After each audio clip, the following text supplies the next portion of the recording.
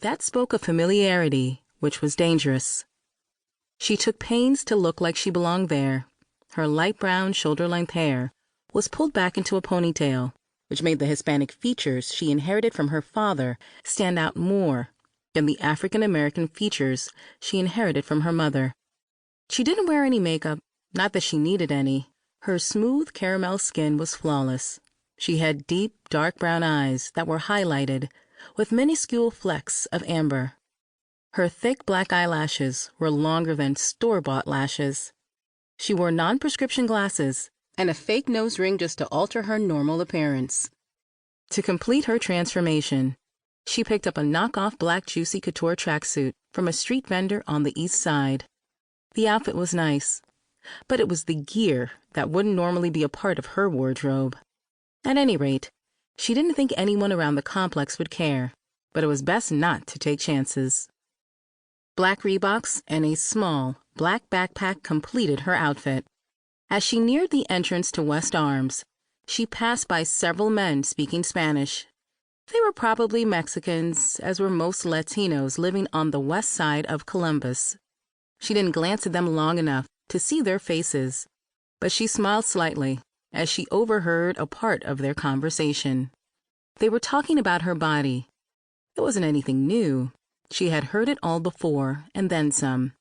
In her line of work, keeping in shape was a necessity. Years of physical activity had kept her lean and toned, and she had curves in all the right places. She added a little switch in her step, knowing the men were still watching her under the glare of the streetlights.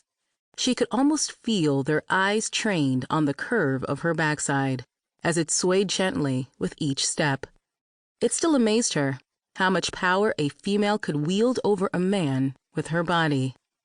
"Buenas noches, Morena," one of the Mexican men said, wishing her good night in a deep, husky voice. The recluse smiled, but she didn't respond, didn't even look back. There was no time for the idle greetings or conversation. She reached the main street with no problem and began walking briskly. She wanted to get her heart racing. She knew that the increased blood flow would clear her mind and enhance her senses.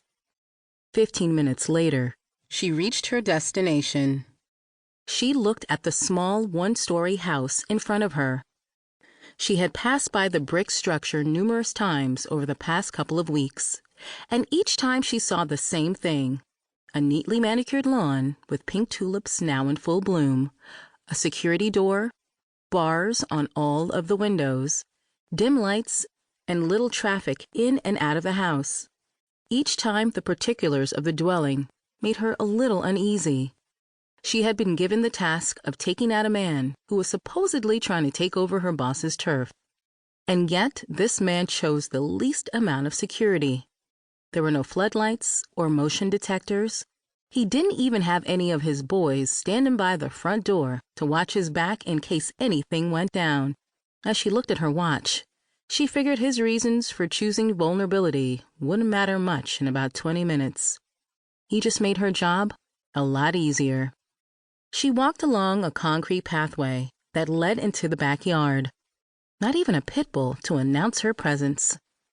Once she passed the patio, she stopped, placed her backpack on the ground, and crouched down.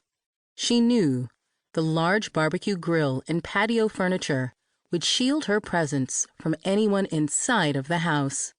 The recluse pulled out the gun case that held her favorite gun and silencer. This was her last job, so she thought it was only fitting to use her favorite piece.